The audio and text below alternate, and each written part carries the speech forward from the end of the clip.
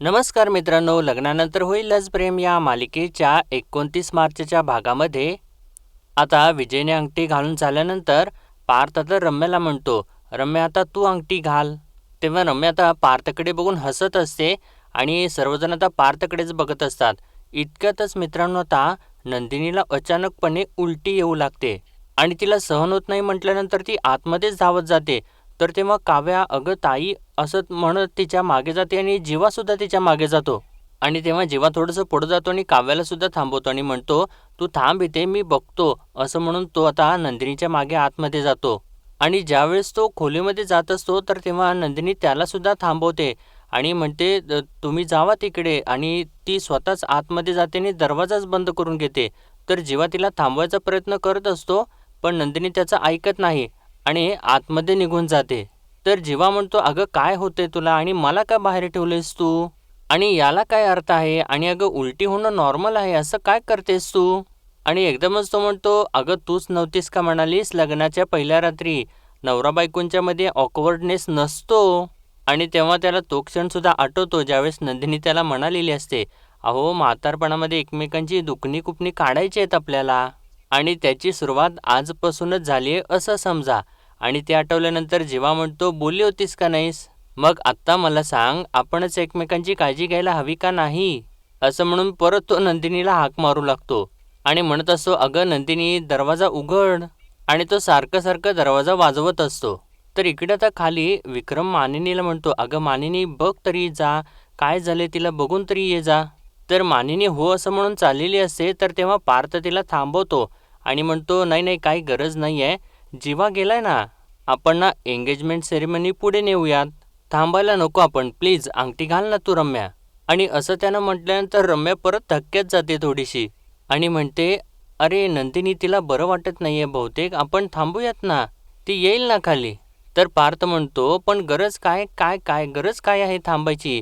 मी म्हटलं ना जीवा आहे, तिच्यासोबत आहे तो, तू अंगठी घाल ना घाल. असं तो म्हणत असतो. तर रम्या परत म्हणते, नाही नाही येईल ना ती. आणि तेव्हा विजय तर सारखं पार्थकडेच बघत असतो आणि तो एकदमच पार्थला म्हणतो, रम्यापेक्षा जास्त घाई तुला झाली आहे का पार्थ? आणि त्याच्या समोर जाऊन त्याला म्हणतो, यु नो व्हॉट, रम्याला या घरामधून पाठवायची जितकी घाई तुला आहे ना, त्यापेक्षा जास्त घाई मला तिला घरी घेऊन जायची आहे. So chill. आणि असं त्यानं म्हटल्यानंतर आता पार्थ तर शांतच होतो. आणि इकडे आता खोलीमध्ये नंदिनी जरा फ्रेश होऊन परत येऊन बेडवरती बसलेली असते आणि ती मनातल्या मनात म्हणते, काहीतरीच होते, उलटीसारखं वाटलं पण उलटी झालीच नाही. आणि असं का झालं असेल? आणि तेव्हा समोर वजन काटा बघितल्यानंतर नंदिनीला आता तो क्षण आठवतो ज्यावेळेस जीवा आणि ती बोलत बसलेली असतात. ती जीवाला म्हणत असते, नाही बायकांना तर ना फिटनेस मस्ट आहे, म्हणजे किती काम असतात, घर सांभाळा, फॅमिली सांभाळा, आणि उद्या बाळ होईल तर मग वजन आटोक्यात असलं पाहिजे ना. आणि तो क्षण आठवल्यानंतर नंदिनी म्हणते, एक मिनिट एक मिनिट, म्हणजे मला उलटी झाली, म्हणजे होतं असं वाटलं पण झाली नाही, म्हणजे मी मी आई होणार, म्हणजे ज्युनियर नंदिनी येणार. असं म्हणून ती उठते आणि खूप हसू लागते, खूप खुश झालेली असते. तर तोपर्यंत मित्रांनो इकडे बाहेर जेव्हा तर अजून दरवाजा वाजवतच असतो, म्हणतो, नंदिनी प्लीज दरवाजा उघड ना यार. आणि तेव्हा अखेर जाऊन नंदिनी आता दरवाजा उघडते. तर आत आल्यानंतर जेव्हा म्हणतो, काय काय म्हणजे एक मिनिट काय हे? आणि दरवेळी आता हेच होतंय हां, तू यायचं, आतून कडी लावायची आणि मला बाहेर ठेवायचं. आणि मी तर ना आता ती कडी आहे ना स्क्रूड्रायव्हरने खोलून कायमची काढूनच टाकणार आहे. आणि याला काय अर्थ आहे? बरं ते राहू देत, आता ओके ना, बरं वाटतंय ना तुला आता? आणि असं तो बोलत विचारत असतो. तर तेव्हा नंदिनी तर हसतच असते हळूहळू त्याच्याकडे बघून. आणि परत जेव्हा विचारतो, खूप त्रास झाला का तुला? तर नंदिनी म्हणते, मी ठीक आहे हो बाबा, असं ती म्हणते.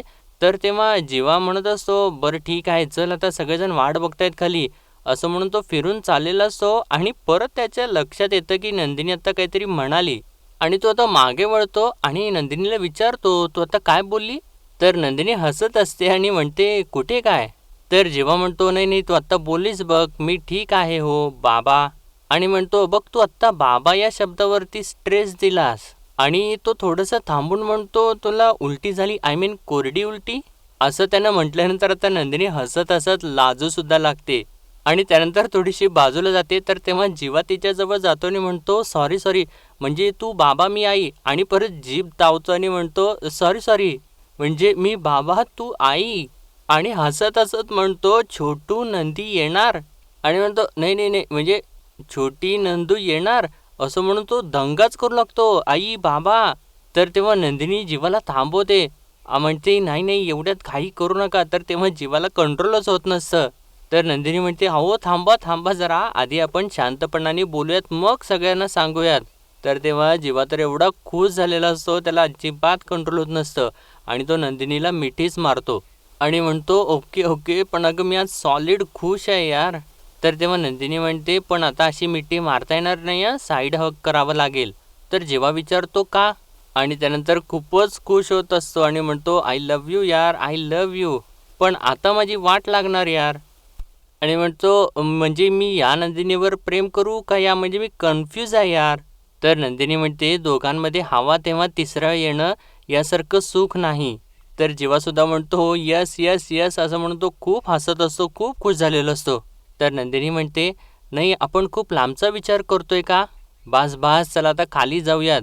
आणि हे बघा, हसणं जरा कमी करा, नाहीतर सगळेजण विचारतील." तर तेव्हा जीवा स्वतःला कंट्रोल करायचा प्रयत्न करत असतो, पण तो जास्तच हसत असतो आणि हसत हसत आता हे दोघेसुद्धा खाली येऊ लागतात.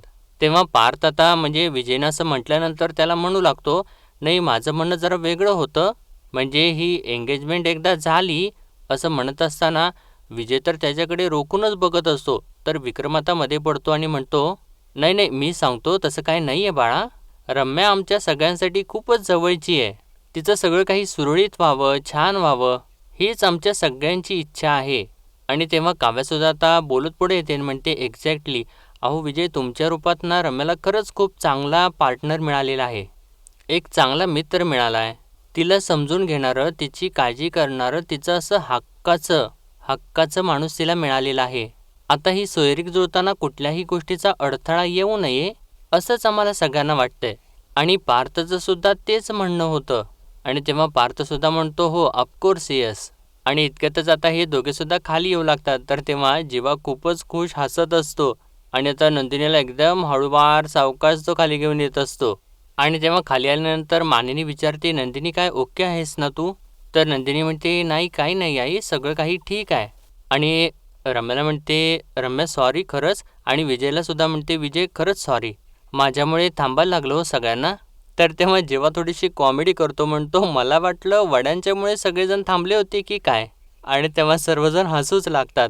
तर वसू आता रम्याला म्हणते, "रम्या, आता थांबू नको सांभाळा, विजयला अंगठी घाल." तर पार्थ परत म्हणतो, "हां, आता आले ते, अंगठी घालूयात आता." तर आता विजय शुअर असं म्हणतो आणि रम्याजवळ जातो.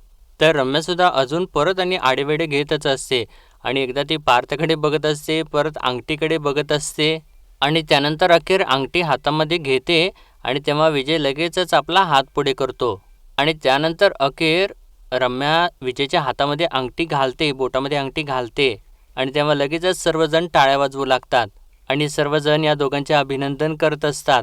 आणि तेव्हा आता विजय रम्याला विचारतो, "ही जखम बरी झाल्यानंतर ती अंगठी त्या बोटामध्ये शिफ्ट केली तर चालेल ना?"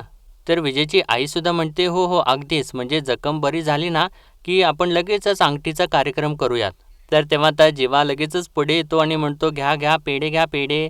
आणि तो सगळ्यांना आता पेढे वाटू लागतो.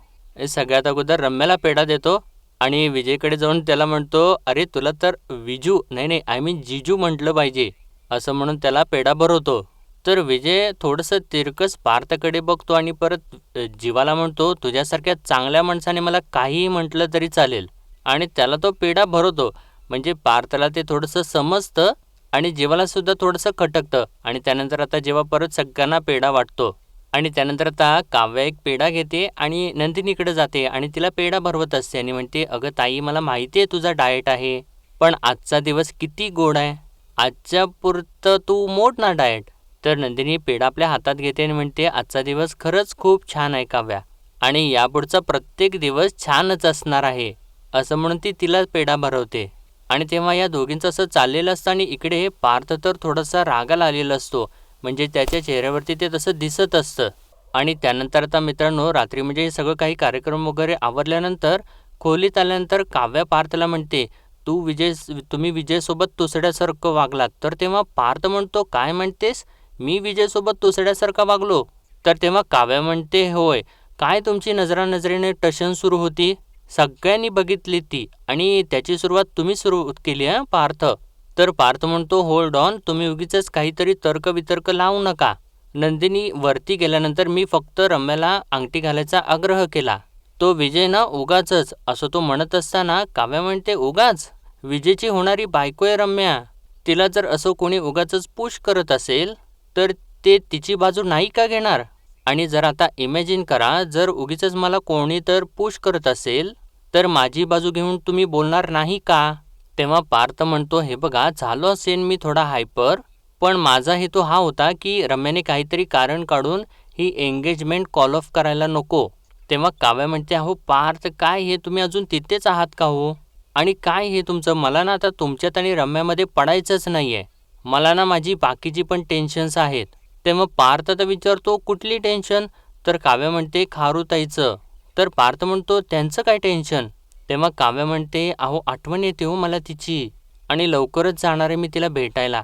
आणि इकडे तर आता जीवा खूप एक्सायटेड झालेला असतो आणि नंदिनीला म्हणत असतो, मला तर ना आता राहवतच नाही आहे चकाचक बाई. आणि मला असं असं झाले की कधी एकदा ना सगळ्यांना सांगतोय आणि सगळ्यांना ही गुड न्यूज सांगेन कधी एकदा, असं झाले मला.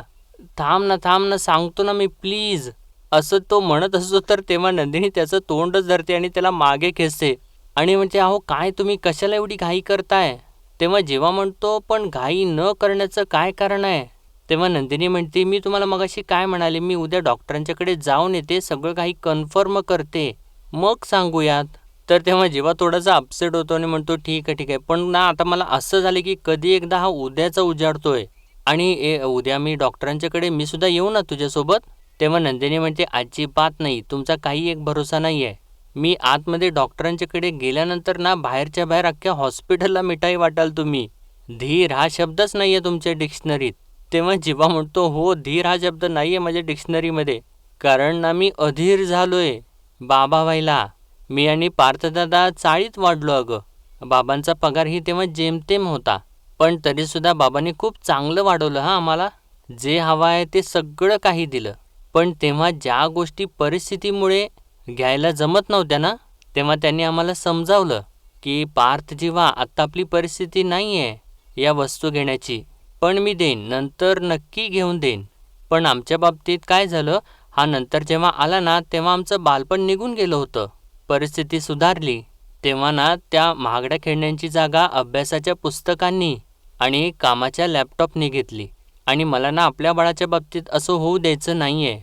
आपलं बाळ ज्या वस्तूवरती हात ठेवेल ना ती वस्तू मला त्याला घेऊन द्यायची आहे. म्हणजे क्रिकेटच्या बॅटची किंमत बघून आपल्या बाळाने ती बॅट परत ठेवता कामा नये, तर त्याच बॅटने सिक्सर मारायला हवा. तेव्हा नंदिनी म्हणते, मारेल. आपलं बाळ ना अगदी तुमच्यासारखं शेवटच्या ओव्हरमध्ये 5 बॉलमध्ये सुद्धा 30 रन काढेल, आणि मग आपण दोघे सुद्धा त्याच्यासाठी मिळून टाळ्या वाजवूयात. तर तेव्हा नंदिनी असं म्हटल्यानंतर जेव्हा म्हणतो, एक मिनिट, त्याच्यासाठी आपलं ठरलंय ना की आपल्याला मुलगी हवी आहे? तेव्हा नंदिनी म्हणते, बघूयात, घरामध्ये कथ्थक करणारे घुंगरू येत आहेत का क्रिकेट खेळणारे मळकट बूट? तर तेव्हा जेव्हा म्हणतो, घुंगरूच येतील. तर आता यांचं बोलणं असं चालू असतं, आणि इकडे आता म्हणजे काव्याने म्हटल्यानंतर पार्थ म्हणतो, ठीक आहे, ज्या दिवशी जायचं ना त्या दिवशी सांगा मला, मी त्या दिवशी ऑफिसला सुट्टी टाकेन, आपण एकत्र जाऊयात. तेव्हा काव्या म्हणते, एक मिनिट, तुमचं काय आहे? नाही, 1 मिनिट, म्हणजे माझ्यापेक्षा जास्त तुम्हालाच घाई झाली आहे का खारुताईला भेटायची? तेव्हा पार्थ म्हणतो, मागच्या वेळेस काय झालं होतं आठवते ना? कॅबवाल्याशी भांडलात, रस्त्यातनं त्यानं तुम्हाला उतरवलं, कुत्री मागं लागली होती, कुत्री. तेव्हा काव्या म्हणते, एक मिनिट, आता कोणाची टाप आहे का मला असं कॅबमधून उतरवायची, मला बोलायची? तेव्हा पार्थ म्हणतो, म्हणजे? तर काव्या म्हणते, मी कॅबने जाणारच नाही आहे. तेव्हा पार्थ म्हणतो, मग? तर काव्या थोडीशी रोमॅन्टिक होते आणि म्हणते, माझ्या नवऱ्याने मला ड्रायव्हिंग शिकवलंय, मी कार घेऊन जाणार आहे. तेव्हा पार्थ म्हणतो, अरे देवा, आणि परत म्हणतो, अरे वा, हो, कार आहे आपल्याकडे, आणि हळूच म्हणतो, इन्शुरन्स पण आहे. तेव्हा काव्या म्हणते, काय म्हणालात? तेव्हा पार्थ म्हणतो, काही नाही अगं, मी म्हणालो कार आहे आपल्याकडे. आणि परत म्हणतो, बरं ऐका, पुढच्या आठवड्यात ना 4-5 दिवसांच्यासाठी मी आउट ऑफ स्टेशन जाणार आहे, तेव्हा काव्या म्हणते, ओ म्हणजे हा बोका या मांजरीला सोडून जाणार आहे तर पार्थ म्हणतो थोडेच दिवस. तेव्हा पार्थ म्हणतो, अहो चांगलं आहे ना, म्हणजे थोडेच दिवस जाणार आहे. आणि नात्यात थोडासा दुरावा निर्माण झाला की ओढ निर्माण होते. आणि ऐका ना, आपण दोघं सुद्धा थोडंसं लॉंग डिस्टन्सचा एक्सपिरियन्स घेऊयात ना. आपल्या नात्यात सगळं गोड गोड चालू आहे, तंटा ड्रामा तर हवाच. काय आहे ना, नातं श्रीखंड पुरीसारखं गोड गोड लागायला नको. तेव्हा काव्या म्हणते, मला गोड गोडच आवडतं, प्लीज प्लीज. तेव्हा पार्थ म्हणतो नको, आणि वरती बघून म्हणतो, युनिव्हर्स बुवा आमच्यामध्ये थोडासा लॉंग डिस्टन्स येऊ देत रे, ड्रामा हवाय ड्रामा. आणि इतक्यातच मित्रांनो तिथे मोबाईलवरती 11 वाजून 11 मिनिटं झालेली असतात. आणि बहुतेक आता पार्थची म्हणजे चुकून केलेली विश पूर्ण होते की काय. आणि त्यानंतर आता मित्रांनो दुसऱ्या दिवशी नंदिनी आता इथे हॉस्पिटलमध्ये येते आणि रिसेप्शनवरती सांगू लागते, मी नंदिनी जीवा देशमुख आहे आणि माझी अपॉइंटमेंट आहे डॉक्टरांच्याकडे. तर तेव्हा ती रिसेप्शनिस्ट म्हणते, हो पुढचा नंबर तुमचाच आहे, बसून घ्या तुम्ही. तेव्हा नंदिनी आता तिथे बसते.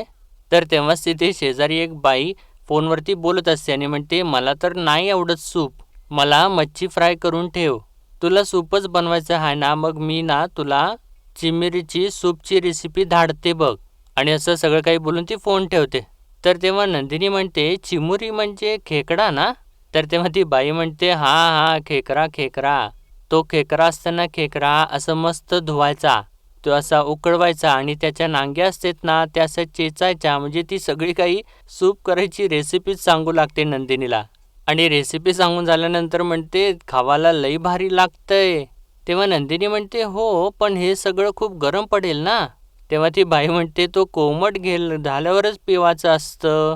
तेव्हा नंदिनी म्हणते, तसं नाही, गरम म्हणजे उष्ण, म्हणजे बाळ पोटात असल्यानंतर प्रकृतीला असं गरम पडेल असं पदार्थ चालत नाही ना, असं म्हणतात म्हणजे. तर तेव्हा ती बाई नंदिनीला विचारते, बाय तुझी कितवी खेप आहे ग. तेव्हा नंदिनी हसते आणि म्हणते, तशी पहिलीच आहे. आणि ती विचारते, तुमचा कितवा महिना. तर ती बाई म्हणते, 8वा संपत आलाय आणि 2 आठवड्यात मी मोकली होते बघ. लई वर्षान आमच्या घरात पालना हलणार आहे. आणि तुझं काय सांग, असं ती नंदिनीला विचारते. तर तेव्हा नंदिनी सांगायला थोडी आडीवेळ घेत असते.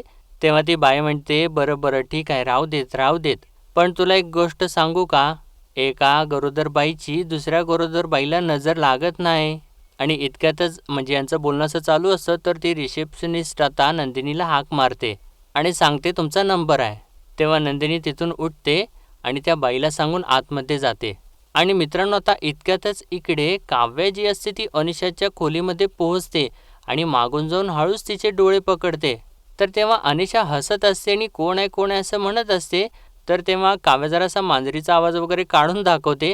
आणि काव्या आता तिचा म्हणजे हात डोळ्यावरती हात तिने पकडलेला असतो, तो अनिशा आता बाजूला काढते आणि बघते.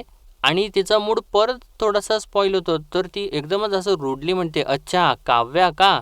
तर तेव्हा काव्या चिडतेच आणि तिला एक फटका मारते, म्हणते, अच्छा काव्या का, वेडी कुठली. अगं तू युजलेसच आहेस हा अनिशा. अगं माझ्या मेसेजला रिप्लाय देत नाहीस, फोन उचलत नाहीयेस, काय चाललंय तुझं. अगं बोलतच नाहीयेस माझ्याशी तू. बरं माझ्या लग्नाला आली नाहीयेस ना ती गोष्ट वेगळीच, लग्नाला आली नाहीस, माझी करवली झाली नाहीस, काय चाललंय ग तुझं.